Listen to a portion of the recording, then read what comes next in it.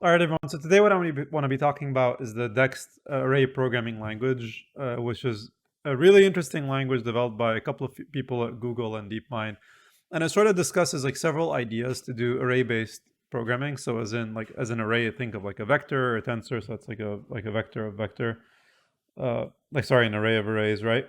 And it's sort of like if you had a good language to sort of operate over these kinds of data structures, like what would it look like, and what would it look like if you made it a purely functional language? So really, this paper borrows a lot of ideas from the Haskell and ML community. ML as in ML, the programming language, not ML as in machine learning. And so I thought like it'd be really helpful to just sort of go over them, and you'll quickly see in the paper that there's a lot of ideas that may not necessarily be familiar to you if you're more familiar with machine learning. However, really the goal of this is that like even if you don't know anything about programming languages or functional languages or types or type theory or anything like that, that you could go over this and understand it. So that's really my goal for today. So let's just go over an example, right? So I think here, so this is the GitHub repo. As you can see, it's still a Google research project, and there's like not many contributors, and the main ones are, I believe the main one is like really Dougal McLaurin. I don't know if that's the right way to pronounce it, and then Adam Paske from PyTorch, and then a couple of other folks here, like Dan, also at Google, PL person, Sasha Rush, another like Transformers NLP person, Hugging Face, Matthew Johnson from Jack. So it's like a really like interesting team. So you're really, if you're trying to think about like what would an all-star team look like that made a programming language, I think Dex is great. Now, I'm not necessarily advocating for you to stop what you're doing and just learn Dex now, but it's just that a lot of times, like even if a language itself doesn't end up becoming popular, the ideas that stem from that community end up becoming very popular and sort of obvious in hindsight. So this is like a good test bed for more interesting or bizarre programming language ideas. So what would those look like, right? So at a high level, if you actually want to run this thing, I'd highly suggest you just run it on Linux or Mac. Like I tried doing this on Windows or the WSL, it doesn't work, so don't try it. So potentially maybe in a part two of this video, I can go over basically how to program with it. But for now, I just want to really discuss like the ideas behind why this is interesting, and you can just bring those ideas back to whatever you're doing in Python. Hey, great puppies, like nice to have you on stream. All right, so let's just to go over an example, right? So let's say, for example, let's say the Dex prelude. Oh yeah, okay. So they have these here. So this is very Haskellish, right? So if you have basically an addition operation, the way you should read this is that this is a function that returns. Um, yeah. So Grab Puppies, if you like, put your questions about ML careers and I'll answer them in that because I really want to be going over this tutorial today. So let's say with addition, for example, like the reason this has three arguments, these arguments are curried, and what that means is that let's say it takes in two elements of type A. So as in, let's say this could be an int or a float or whatever, and then so two floats and it gives a float, and or two ints and it gives an int. But the reason why it's given in this format is because, like, well, let's say you're adding, I don't know, so you have a function like 2x plus 3y, right? So if you fix the first variable, well, you still end up with a function that's a function of y. And so this is really where the motivation behind the scurried notation works. And you could imagine instead of this, you could just put parentheses around the two a's and put a comma, and this would mean the exact same thing.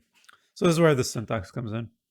Same thing for multiplication, and then multiplication is like if you're multiplying by one, that means return the element itself, right? So already just by looking at the types, you have a very general way of having functions that work over multiple kinds of inputs. So in dynamic programming, in dynamic languages like Python, this could still work fine, but you have no guarantees at compile time around what the type is, whereas here you do.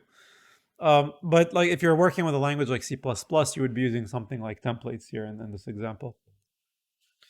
So for example, here, like fractionals are, you have a numerator, you have a denominator, right? And then you could also work with fractionals to divide them, do all sorts of stuff. They have like data types, like vector spaces, like Boolean. So this is what I really like, the Haskell family of languages. Like a Boolean is literally defined as a data type that's either false or true. So, like this is really nice. Everything's sort of transparent. Um, right. So let's see here. Type class is equality. So yeah. So equality is a thing that like is basically an operator that can work over a bunch of potential stuff. Um, yeah. So similarly here, like all the numeric functions here, like just take a number and return a number. So what's nice is that, like, imagine that you can then take a function like this and just say map the x function over a vector, and now you've basically built code that can now operate over vectors without necessarily building your own functions or building your own custom loops or iterators or anything like that. So again, this is all yeah, raw pointers, I guess, because like when you're pointing to a tensor data, yeah. So this is here what I was talking about, the table operations, right? Like you can just map over the exponential, and this works over. So here, like let's say with linear algebra. So we're gonna get to this in a second, but actually maybe I'll just get to this now. So notice here when you're doing a transpose, you're saying, well, I just ignore this whole part. Just I want you to read this part, which is I want to view ij, and but instead I want to view ji. So imagine instead of operating over the individual elements of a tensor, you're now operating over the indices.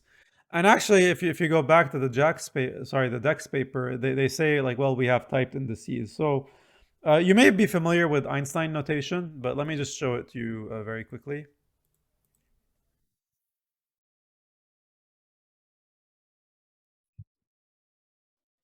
Here, this is a great tutorial. I'll have all these tutorials like in the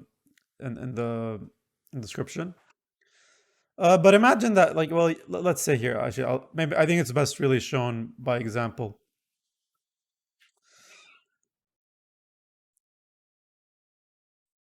Okay. So for example, here you're saying like I want to take the individual elements from both A. So I is an index over A, but I is also an index over B, and then I want to also return an I. And what that essentially means is I want to do an element-wise matrix multiplication. However, if you said, for example, something like, well, ij, then if you want to basically return, think of it as you want to return another matrix that has the dimensions ij.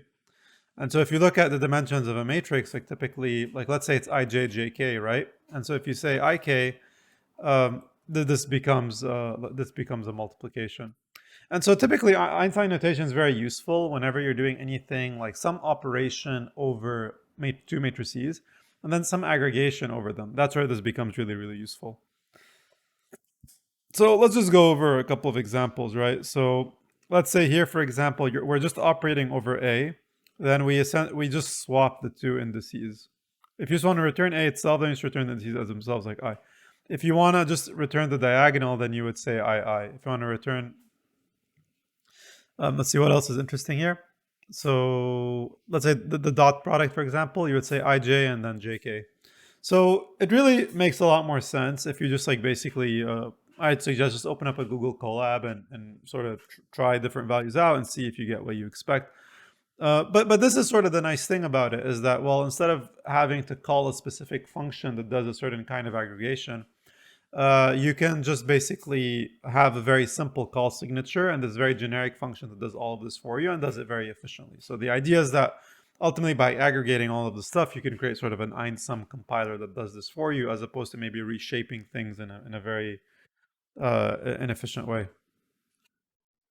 Um, so yeah, so back to the paper. Actually, maybe let's just take a brief intermission. So Grip Puppies is asking, so I'll graduate from high school in 2 weeks and I'm interested in machine learning after getting a few courses and projects. I found out that I'm more interested in the math and machine learning. I mean, the algorithms and all that stuff and how we can make all that stuff more than coding and applying what I've learned because it sometimes takes days or weeks to learn a single algorithm. But when we come to the application, we can do it with a few lines of code. I don't know if you got my point. Okay, so a few comments here. So I don't know if you got the chance to watch like my career talk, the one for the University of San Francisco and then the other one for PyData Riyadh.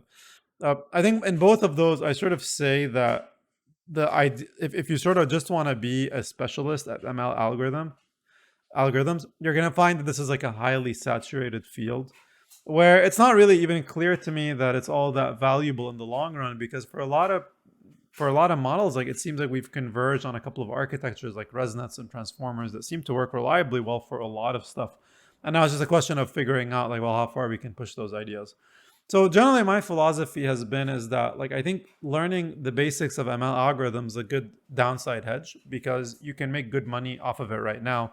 But I can't make any guarantees to you that in a couple of years this is still going to be a valuable skill set.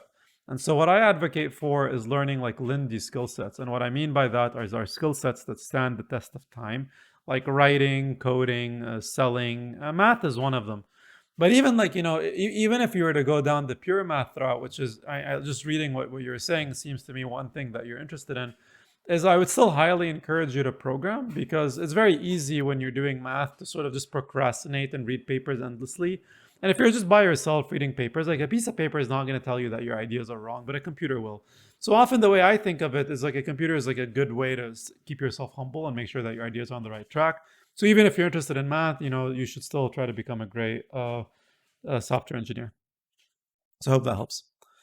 So yeah. So anyway, back to the Dex paper. Sorry, the Dex repo. They still cover all of these functions here. Like the syntax here is like Python, but then inside here, you basically have these functions that look very similar to Haskell. And here I'll talk about these for a second, but these are essentially ways of using certain indices, and it's a bit more obvious in the paper, and I'll talk about them in a second. Um, and then you could do all sorts of interesting stuff here, from whether you're taking the gradient of something or the derivative, or you're linearizing the function, or just there's all sorts of stuff you can do. So I think it's probably not that useful to just sit and read everything here. So the preload really contains everything. So these are all of the functions that are in this library, and so it's not very useful to just read it like a dictionary. So yeah, so back to this. Let's see, what did I want to read? So back to the paper. Sorry. So let's say you're taking the L1 norm of in Python, right? So how would this generally work? So essentially, like you're looking at the pairwise L1 distance between two matrices. So you're taking the current element. So basically, you're iterating over both elements. It's more obvious in this loop here, like just in an iterative standpoint. And then you basically just take the absolute value of the pair of the individual elements, just like one by one. And typically, this is what would be like the fastest, because a lot of older numerical computing libraries in like Fortran or basically heavily optimized for loop computations. Like the compiler may pull certain stuff out. Like if it knows that certain loops are redundant, it'll do all sorts of interesting stuff. But at a higher level, like what you're really doing is you're just saying, for example, well, what you want to really say is you want to express the pairwise distance over a certain axis, like the first axis, as in like all of the, like over the entire row, essentially. And this is very high level, right? But how do you make something like this fast? And it's not really obvious, really, what's going on with a statement like this. Like, for example, is it like mutating the elements? Is it returning a new element? Like, is it efficient? How do you make it faster? And so what this would look like in Dex, for example, is they're saying, okay, well, we have this pairwise L1, and then we're iterating over these two indices, and then we're taking a sum over an iteration where we take the pairwise difference between the two arrays that we're iterating over. And so let's see here. Do they really explain what N and D are, for example? What's D? Okay, they don't. So one idea that I thought was really interesting here that I haven't heard of before is that you can really think of like an array as being a function. Like why is that? So imagine that you have a function f of 1. Maybe I'll draw this out for you.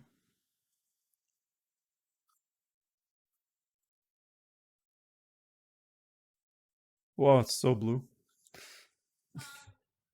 All right, back to serious stuff.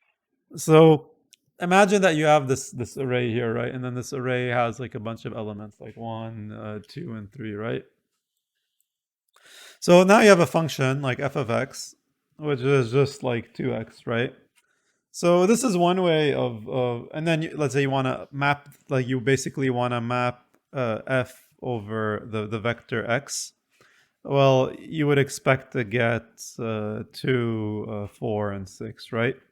But the thing is like this array itself is actually, you can think of it as the function f of 2x applied on this element. And so there's almost like this duality, not almost, like there is a duality between arrays and functions that we generally don't think about. But you can think of it as arrays basically is you optimize for perf and then you sacrifice storage. And then for a function, you optimize storage because you're not storing anything. And then you sacrifice perf because you need to recompute a function.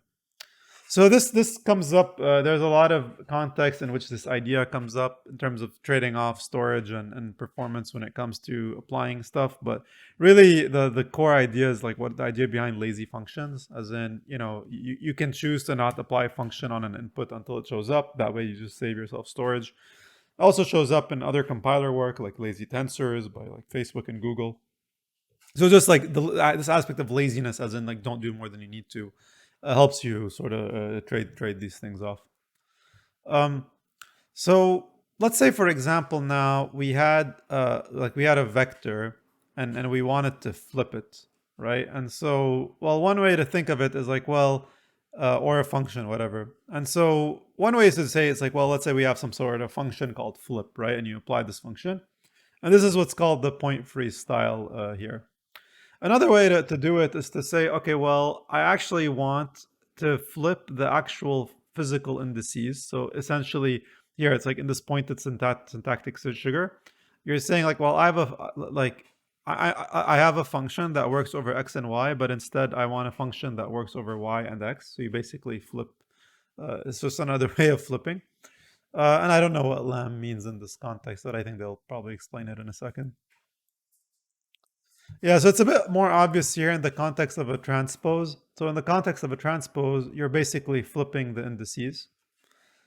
Um, and so this is just like one, like sort of some syntactic sugar to do it. You can think of the for as basically a declarator that lets you know, like, okay, now you can operate over the indices. All right, so you can do all of this stuff. Like it's very similar to what we saw with the like Einstein notation. But think of it as, okay, well, for example, if we're multiplying, okay, so let's take the simplest case, right? So for the trace, okay, so we're working over the index I, which seems to have something to do with real numbers, right? So it looks like we have, like, yeah, so we have this index I, that's a real number, and then the function real returns a real number, which the trace does, right? Because what the trace does is essentially give you a number because it sums up all the elements on the diagonal. And then the way we're going to sum those elements is we're going to say, well, we're going to look at all of the indices I, and then for the matrix that we're looking at, we're going to iterate over its index I, like step by step, and just sum everything up. So let's take a look at a different one, just like let's say like matrix multiplication, right? So in the case of matrix multiplication, remember that there's three, like if you're like so you have your first matrix, which is a matrix of size. I'll draw it out for you. So you have ij, right, times jk, right? So this is sort of like what the indices for a matrix that you can actually multiply.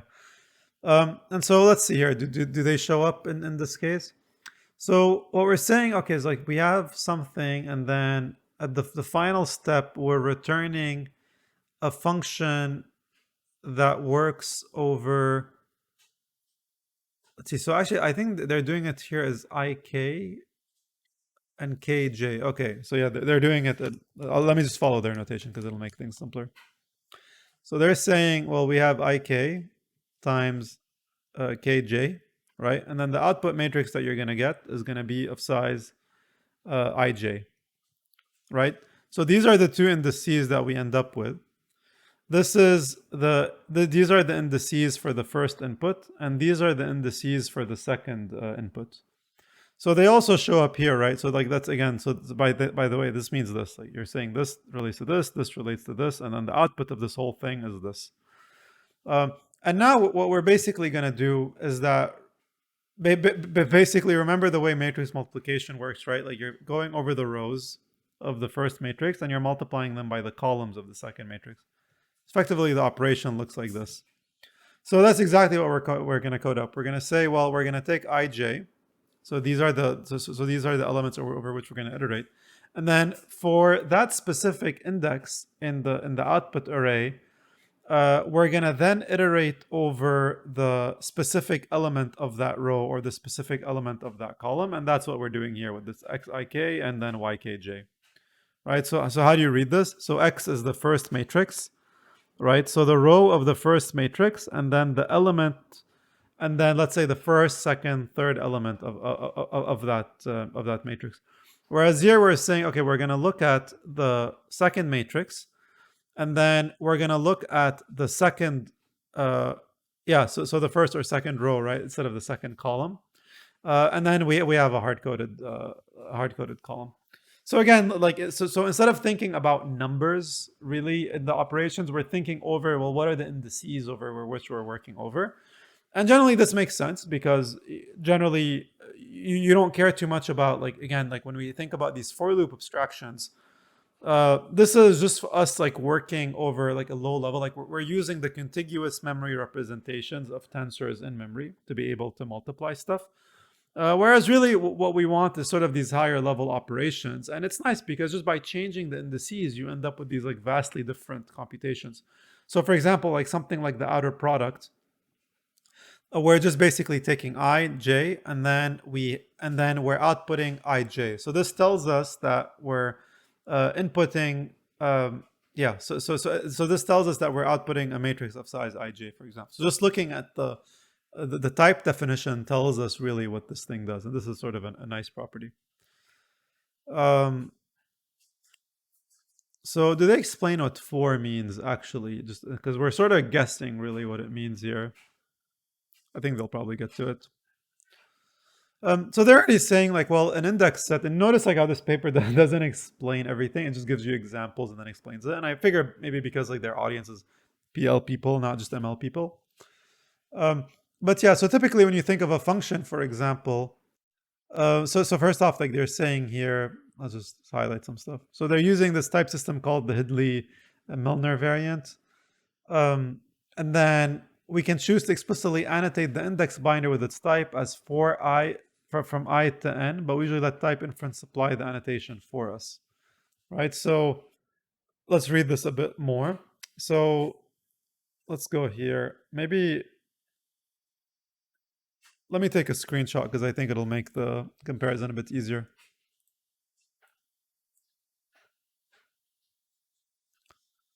So they're saying like this is syntactic sugar for this, right? So let's just read this and make sure we understand it.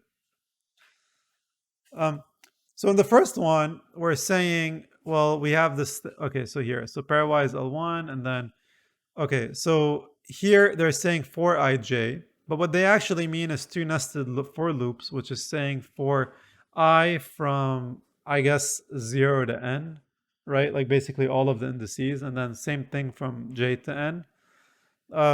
And then they're saying, well, we want to take the sum and then over these specific elements that are indexed in this way, right? So again, remember that this dot is just basically an indexing mechanism, like, which is, again, like if you've coded this in Python, like what is this going to look like, right? This would look like x of I, k, right? So remember, arrays are functions, right? So instead of thinking about this as this syntax, you can say, well, if x is a function, then the first argument it gets is I, and then the second argument it gets is k, and then these are equivalent. So this is sort of like another helpful way to think about the syntax. So basically add parentheses or brackets if this is confusing. Passing a type argument d to some a. So okay, so what does this d mean? So this d is saying, we'll see an example of type application passing a type argument d. So it's saying that we want to make sure that this is a function that works over real functions.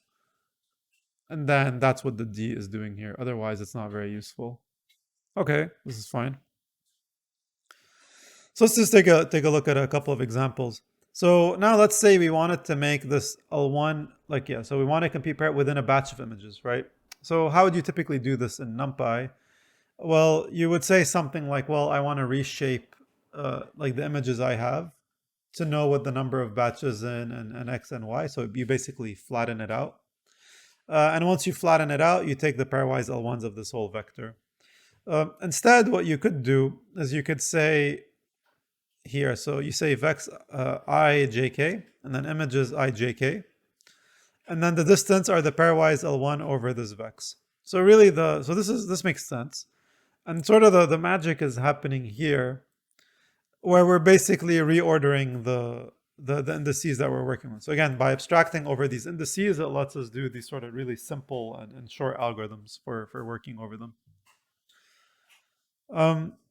So they also talk about like dynamic shapes, like here they talk about so they talk about existential types. So let's do a brief interlude right now for just to talk about what types are. Here.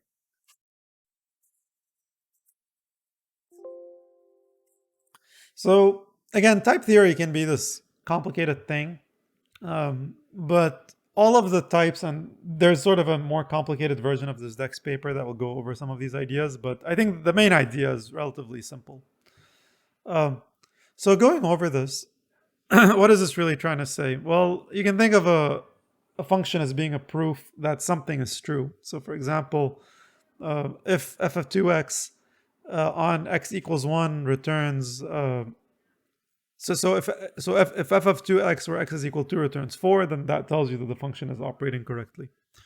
So a more general way of writing down these things is to say basically this. So you say an expression e of type tau is written as e of tau, and the notation is this. So what is this really trying to say?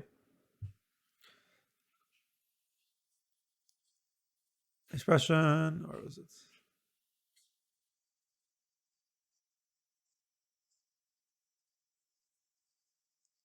All right, yeah. Let's take this other example.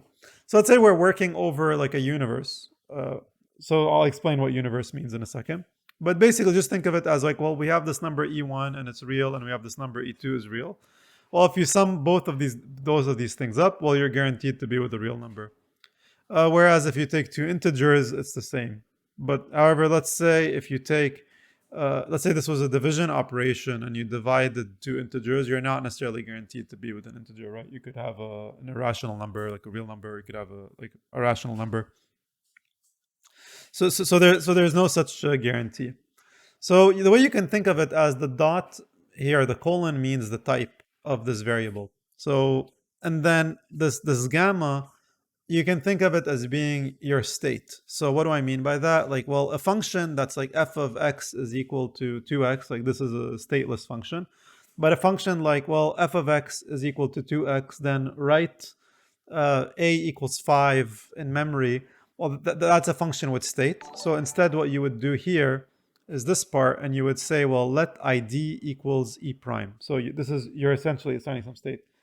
Thank you so much for the subscribe, Mehmet. I appreciate it. So let me know if you have any questions. We're discussing Dex and all the background for it. It's going to be a sort of a like a mouthful of an episode. There's lots of different ideas. But again, like back to the main idea. This is like when you're looking at a diagram like this, the top part is your premises and the bottom part is what happens. So basically, if the above is true, then the below is true. And in the above, you're basically going to have variables, and those variables are going to have types. So that's what the colon means. And then what this like inverted T means is that like belonging to this universe, where the universe lets us define let statements. So this is just like a way to be able to encode a state when you're writing data. So is there anything else I want to discuss from here, like archive array programming? Actually, maybe I'll just show you this briefly because I thought this was interesting. So generally, when you're looking at different ways of programming, like most of us are used to the like basically the like not declarative model, just the imperative model. So you basically have instructions that follow each other. And maybe if you're a nerd, you know a bit about functional programming, which is something we're talking about today. But there's a whole bunch of stuff. Like you could have different kinds of, like there's logic programming like Prolog, declarative programming like SQL, data-driven programming where you're dealing like with events. They're very useful for text processing and stuff. You could have like an automata. You could have an agent-oriented programming. But one of them is array-based programming, and basically it's essentially languages that are made to work really well over arrays. And so here's like a whole bunch of that I've personally never heard of before. But MATLAB is actually a great one, right? It's like why for a lot of reasons before Python people use MATLAB. Octave is another one. R is one. But really, the one that they compare this work to the most is called Futhark. And let me just show you Futhark briefly. So again, so you can notice here, like let's read this. Let's read this a bit, and it looks like, I mean, if you've seen Haskell before, this should be relatively familiar. So you have a function called average, and its input type is an XS. Typically in functional programming, this means like a list of X's, and all of those are of type f64. And I'd imagine the brackets is to say really this is an array, right? And then what you're doing is that, well, you're basically taking x of s, so basically every element, and then you're dividing it by the length of the whole thing, and then you're casting that to a float 64 from an integer 64. So even though I don't know this language, you can sort of see where the ideas show up. And so the way you would then, like if you have a, like this is really just still going to give you a vector, right, where it's going to divide every element by itself. But then what you want to do is add them all up, and this is what the reduce operation does. And then the first reduce always needs sort of a starting point, and that's why we have 0 here. If this was the multiplication, for example, then reduce would be 1, because that's what the identity element is. So this is really what they compare it to a lot, like when it comes to, is there anything interesting for see loops, for example? How do they do loops here? Oh, actually, it looks like a loop. Okay. So, I mean, yeah, like it's not a functional. Like this looks a lot like regular Python, right? Uh, in this case. But yeah, so like you're not like, it's not like if you have an array-based language, it has to look like what Dex looks like. It just means that you have a function that works like has like arrays natively and works well over them. Um, so let's see, what else can I talk about?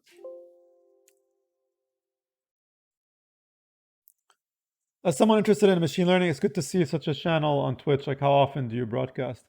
That's a good question. Everyone's been asking me to have a schedule, but it's very difficult for me to commit to one because I have an intensive job, and I like twitching isn't my primary thing. Like I also enjoy writing and doing all sorts of other stuff. So long answer short, I think typically over the weekends, but there's no guarantees. Like I think guarantees make me really stressed out. Um, but yeah, so let's see. So here, okay, there's a whole bunch of examples for how this works. Like, this is a literal notebook, by the way. So if you open it up in a browser or something, you should be able to read it just fine. And I'm not going to do this on Windows, but if I'm on a next tutorial, like when I'm working over Linux, I can show you how this stuff works. Let's see. One thing I want to show you is, oh yeah, dependent types. So, well, why is this idea of types important, right? So, a dependent type. Oh man, the syntax is awful.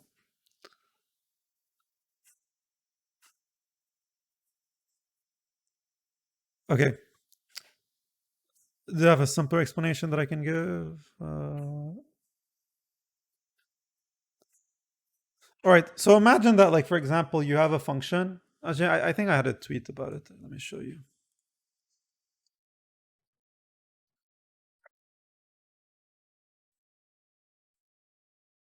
Here.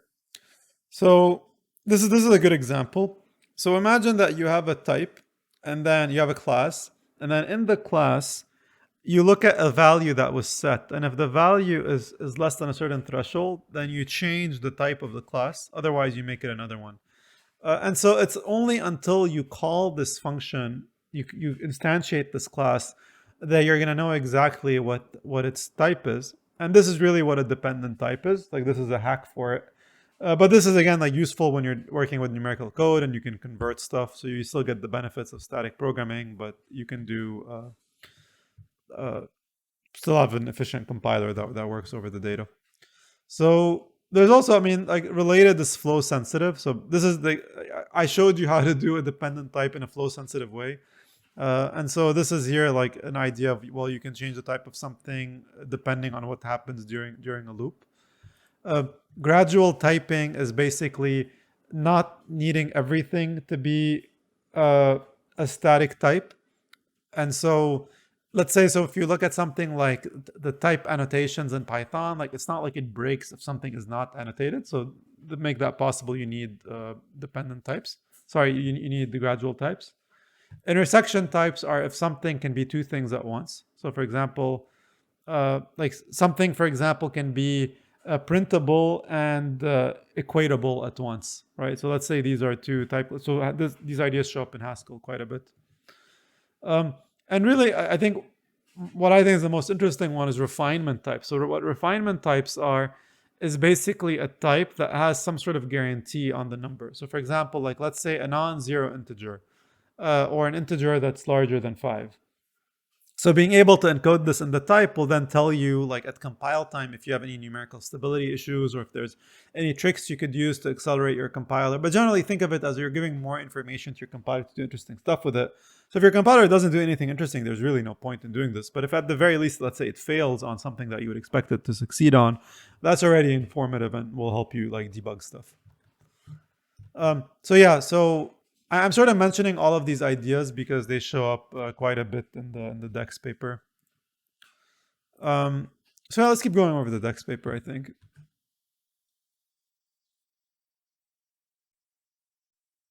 Oh, that's it. Yeah, so it is a short paper.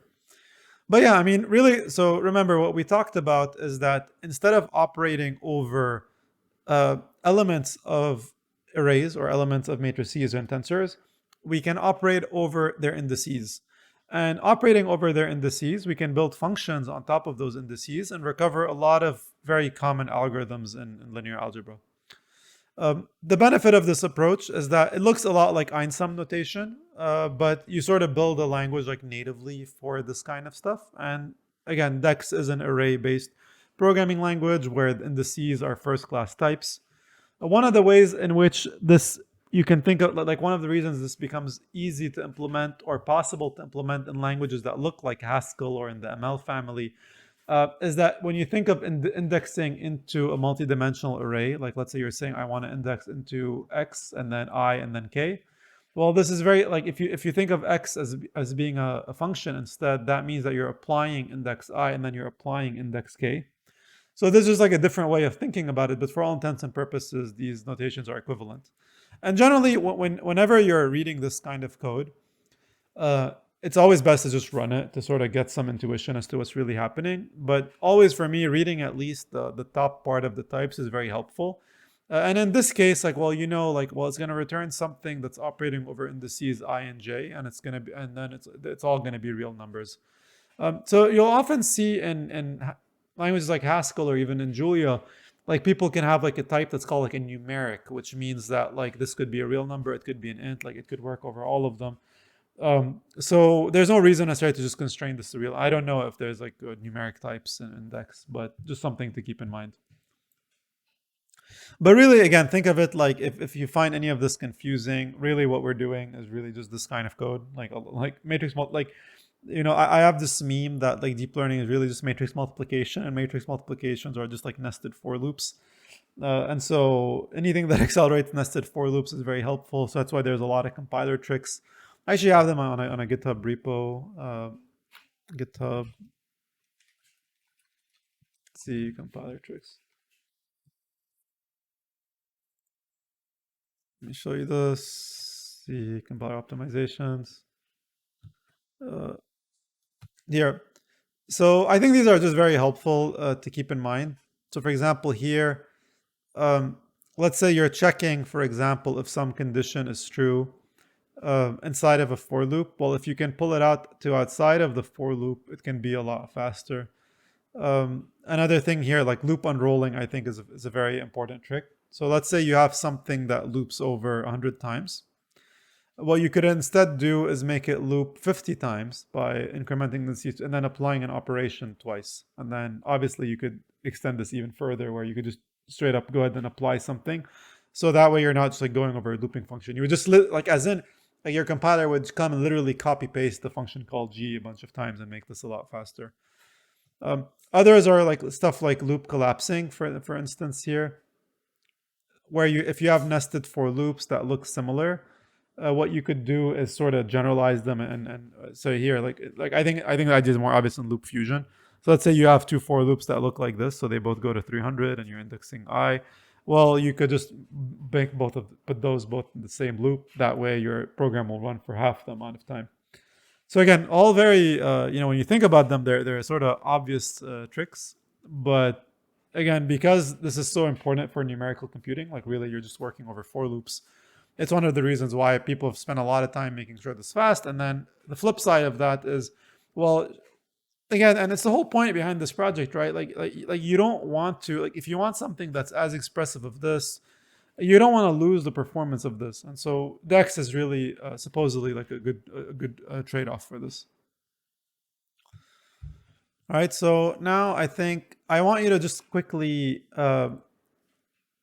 I want to quickly go over like the longer form paper. So this was sort of a like a workshop paper, but this is the longer form paper. It's a long paper, but I think it goes over a lot of the ideas. So let's just go over this right now. This, yeah, okay. So let's see, blah blah blah. Okay, let's see, what else did I do?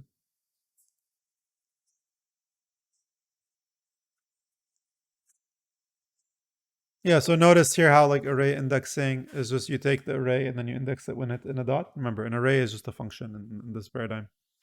So for example, here with the for notation, did they explain the for loop notation? So we didn't have to give iteration bounds in the for expression. Yeah, because we're saying like for I from I till its largest possible value and j till its largest value n. Uh, Basically take the matrix, index into its jth column, and then index into its ith column, right? And then this lets you write it in a transposed way. And again, like if you want to do this in a for loop, this is a good example to follow, and you can just figure out what the for loops are yourself. Um, yeah, this is what the code looks like. I mean, I think this is just helpful, by the way, to look at. Like, let's just stare at this for a second. So, for example, here, inbounds takes a complex number, and then it looks like it returns a Boolean. And this sort of makes sense. Like this is equal to this, where that's saying, well, complex absolute z, and if this is less than 2.0, then say it's in bounds. Okay, great. So where's complex apps defined? Is it defined? It is not defined. Um, but yeah, I mean, you can sort of like you can sort of imagine what something like this may look like. So I think it's fine. Remember, the colon is really saying this has a type. This variable has a type blah. So let's say z has a type complex. This slash is a lambda function. So you're saying, well, I want a function that operates over nz that returns the result of this. But instead of having a lambda function, you could just name it. But I think people think this is prefer. I prefer naming my functions because I think I always get confused about what's going on. I thought this was a really neat example, actually. So let's say you want to sum something up, right? And so you have a vector, and you want to sum up all of the elements of the vector. Well, so the way you would do this in a language like C or Python is, let's say maybe you have something like you would call a variable total, and then you go over all of the elements, and then you increment total, right? And so this is exactly what's going on here. We're saying, well, we want to get a reference. So like, what is the value of this? So like, what is the value of the total? And then we add to it xi, right? And then here, notice like the for I. So again, remember the for is really just a for loop working over the total range of an index. And so this is a good way of summing something up, right? Um, so here, like, get a reference to it.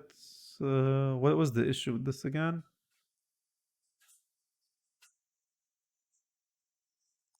Yeah. Okay. So the issue with having state is that like you don't like the compiler can't know like actually when you think of something like a sum, right? Let me just draw this for you because it makes the point very obvious. Right. So let's say you have an array that's like 1, 5, 6, and 10, right? So summing it up in the sort of imperative ways, you're saying, well, I have 0 plus 1, and then this is 1, and then 1 plus 5, and then this is 6. And then 6 plus 6, well, this is 12. And then 12 plus 10, this is 22. Um, And you can't figure out how to sort of embarrassingly parallelize this because you don't really know, well, like is the value here dependent on the values there? So, well, in the case of a sum, another way of doing this is you could say, well, I want to split 1 and 5 and I want to split 6 and 10. And then for each of these, I'm going to take their sum. And so now I have 6. And here I have 16. And then if I sum both of these up, I'm going to end up with 22. The difference is that this is parallelizable. So as in really what's called vectorizable. So modern CPUs let you do operations like this extremely fast. So you want to look at SIMD computation. Maybe I'll just show you an example. Like, I'm not going to make you Google this.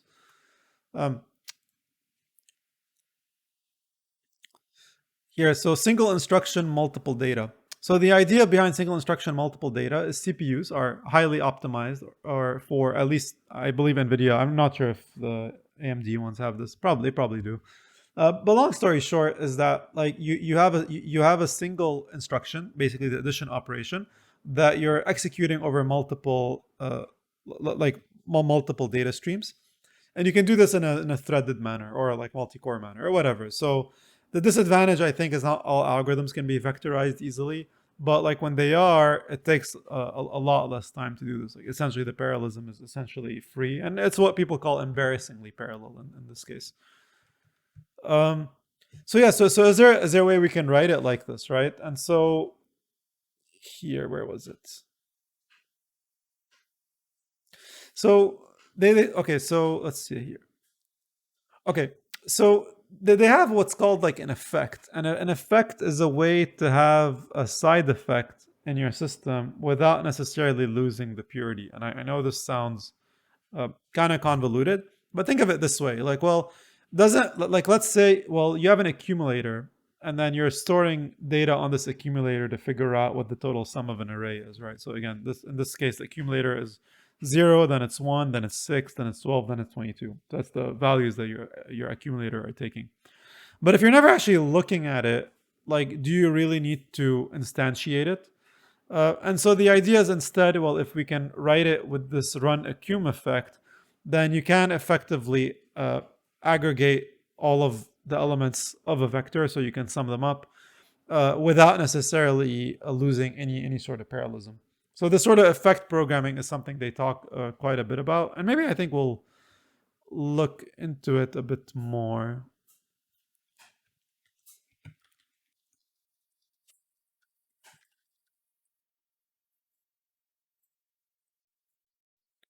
Yeah, so here, like when you think of effects in general, like they call these like side effect in Haskell, as in, well, you have a function that does something uh, outside of like basically if you apply the function the same time, it's you're not going to get the same result back, and so just something to keep in mind. Effect handlers in Haskell, evidently.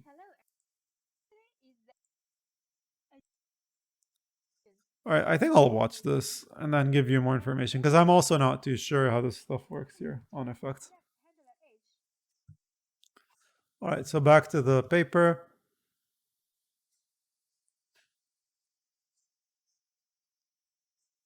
Okay, yeah, so they're showing you again, like this is what, like, let's say matrix multiplication would look like in Einstein notation. Remember, uh, IK, that's the size of your matrix, and then KJ is the second one, and then IJ, right? And then your inputs are the matrices X and I. So this is what this looks like in NumPy. So NumPy has a library for this kind of stuff. This is what would look like if you manually rolled out the loop. So really, when you're doing something like this, your compiler is just going to translate that into something like this. I thought this was helpful to look at. Like this looks complicated. It really isn't. So this is really saying, well, you have values and then you have expressions and then you have contexts and effects, right? So an effect is a state. So basically writing data. So let's say you said A is equal to 5. So that's an effect. A context is a bunch of stuff that like a bunch of effects. An accum is what we talked about earlier when we were doing the sum. And then values are basically what you would expect. So you could have like something be a number, it could be a value, it could be a type. It could be a reference type, as in like a pointer to some data. It could be a sum type, which means either this or this. It could be a pair or product type, which means this and this. It could be a function. It could be an array. An array, and then this is important because an array has indices, right? It could be a sum type, so something or something else. It could be a value sum, which is again like this case statement. Uh, and then expressions are basically the kinds of functions that you can have on values. And so some of them are like, let's say, building a table, creating some data, uh, case expressions, reference slicing, linearization. So we'll just go over, I think, a couple right now. So again, so back to the stuff here earlier. Remember how to read this, right? So the gamma is your state, and then the v is your variable, and then the colon is its type. So for example, like getting the type of v, which is a reference to h of tau. So tau is an index, and h. So okay, so basically getting. So I think this is getting the type of an index is equivalent to having some state. So basically, right, because like a tensor has data, so that's where the state comes in. Uh, so and then basically getting and then having a function that lets you get the v, which is the value from that index, right? So think of it like if you have a function that given so basically given a state, if you have a function where you give it an index and returns back a value on that state, this is really like how this works. So we've removed the like you. I want a simpler way to think about it as well. Like let's say, um, like instead of just being getting an index, yeah, like get the type of an index, right? So here I think this would be similar. Um, so here, for example, this is also saying like if you take the composition of two types, and this is going to be the second type. There's type slicing. So basically, long story short, I think I may have butchered the explanation here. Well, what I want you to think about is that, well, like the elements of your type system are indices. So then you need to have some sort of language on which you can make guarantees over these indices or work over them. And this then lets you, like, the DEX IR, so basically the DEX code you write will be translated to something that looks like this. And the DEX compiler will take care of taking statements like this and making them run really, really fast. Yeah. So I really like this explanation here. So if you have this again, back to reading it earlier, we saw a gamma and then e and then tau, but we see this epsilon thing and it looks new, right? And so the way to read this kind of statement is, given the capability to perform effects epsilon, expression e evaluated in an environment with variables of type gamma, so the state, produces a result of type tau, right? So this is your state, and then this is the side effects from applying this thing. Um, they talk about the duality of functions and arrays, and I really like this idea because it makes indexing into them really simple. Um, yeah, so an index set has a size, right, and it has like a range of values. What was this again? Pair constructor. Yeah, so basically building like tables on top of this. All right, so here they talk about like I think the automatic differentiation rules, if I'm not mistaken. See, this is a lot. Like, I mean, this is where stuff is getting a bit complicated. I'm not going to explain what this means, but just like suffice to say, like assume that it's readable and it means something meaningful. Here, okay, well, there's the idea of automatic differentiation, right? And so, with automatic differentiation, is imagine if you're applying a function of here. So, for a sufficiently nice function from Rn to Rm, its derivative delta f evaluated at a point x is the linear map gradient of f of x, uniquely defined by f of x plus v is equal to f of x plus gradient of f x v plus some error on top of the v, right?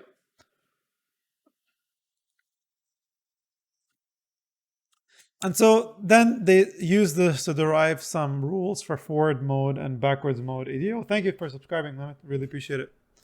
They talk about some rules for forward mode and backwards mode here.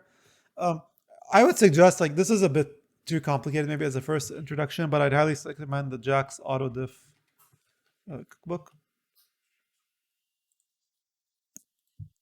I think this is a really helpful guide for me, and then this should give you some of the like we'll give you some of the verbiage so that you can understand this section. But you still won't understand the types. Again, to be honest, I don't understand that part either.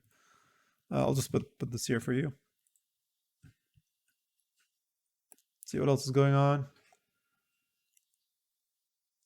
Yeah, they also talk about like how autodiff is very cheap, basically free, a whole bunch of other rules. Um,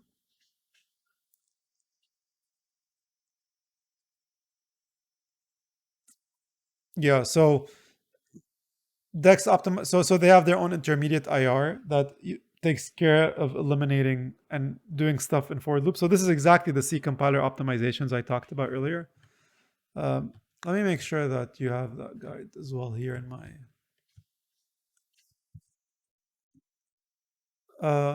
Yeah, right. And then they also generate LLVM. Like, just think of this as like many languages choose to do this. I'm not sure if LLVM has some good for loop optimization stuff because I don't think it was necessarily optimized for numerical computing, but it definitely is becoming more relevant. When you think about stuff like automatic parallelism, I think this goes back to the SIMD aspects that we talked about. So this is the VMAP idea in JAX as well. It just keeps showing up again. Um, Fusion optimization is a very simple idea, but if you have two operators that are very common to follow one another, let's say again the example I like giving is a conv then a relu, for example.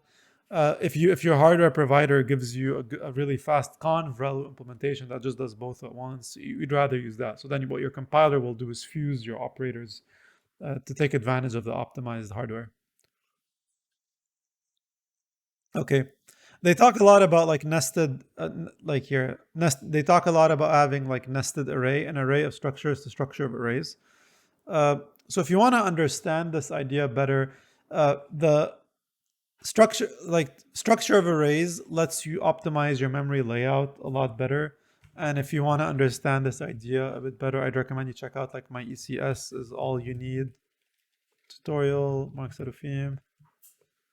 Uh, So this tutorial goes over like how important this idea is, but it's basically again like it's a memory optimization idea where all of the data for a specific tensor will be contiguous because usually when you're reading a tensor, you're likely to read like a whole row or a whole column. Like you're unlikely to just be accessing random values in a whole bunch. And so if you use a structure of arrays, essentially your CPU will be able to better cache stuff because it's going to load the whole tensor in memory and then just use it without like having to make these calls back and forth. Um, they show some benchmarks versus Futhark, which I think is great, but I'd be curious to see benchmarks against other languages like maybe even PyTorch, TensorFlow, etc. Um, you know, basically they talked about automatic differentiation. Like I said, I think the automatic differentiation explanation in this article is very complicated. So I'd recommend you check out the JAX AutoDiff cookbook. We talked a lot about type systems, but really the most interesting ones are dependent types and refinement types. And also being able to model effects. That way you can have side effects. And really what side effects are is they change the state on the lower part of the numerator of your type inference functions. Array languages generally, lots of array languages. Arrays are important for machine learning. Everything's a matrix multiply. And that's pretty much it. So I think that was it for me. I think we saw so much stuff, right? Like we saw type rules. We looked at we looked at the DEX paper. We looked at array programming. We looked at the academic paper. We looked at the conference paper. We saw briefly what the notation looked like. We saw how it compares to Einstein notations, which is, again, another paradigm to be able to operate over indices of matrices. We looked at dependent types. We looked at the AutoDiff cookbook. We looked at how compilers optimize for loops. And really, for loops are the essence of matrix multiplication. And matrix multiplication is really all you need. And then we also briefly looked at some memory optimization tricks like the entity component system, which lets you have structures of arrays, which lets you make sure that your data is very contiguous. So a whole bunch of stuff. I hope you enjoyed this. I know this is a very dense video. I would suspect the next time I talk about DEX, I'm going to just be running this on Linux, on my Linux box, and then just actually show you some code examples so you can get a better sense of how this thing works. And I think for the next thing you can expect to see from me, as I've really been procrastinating on writing an article about what I've been calling community-oriented startups. So companies like Duality or Hugging Face, which were able to essentially build sort of a cult around themselves and make sure that people contribute to them. They have a very strong open source presence, strong blogging presence, and then they then use that community and leverage to then build some real effects in the real world and impact like the roadmaps of all the big cloud companies. I think this is a great business model that's an interesting alternative to VC funding. That said, Hugging Face still took VC funding, but they didn't necessarily need to. Maybe it's just like to accelerate their growth even more. So this is something I really wanted to dive a bit deeper into. So again, if this was interesting, please let me know in the comment section below. Please make sure to subscribe. It really lets me know that you enjoyed this content and that it's useful to you. And also make sure to subscribe to my Substack to receive the article on the community startups and why I think it's a good business model for a lot of solopreneurs to follow, especially with remote work. Thank you so much, everyone. I really, as always, appreciate it. And I hope you learned a lot. I certainly did. And again, thank you.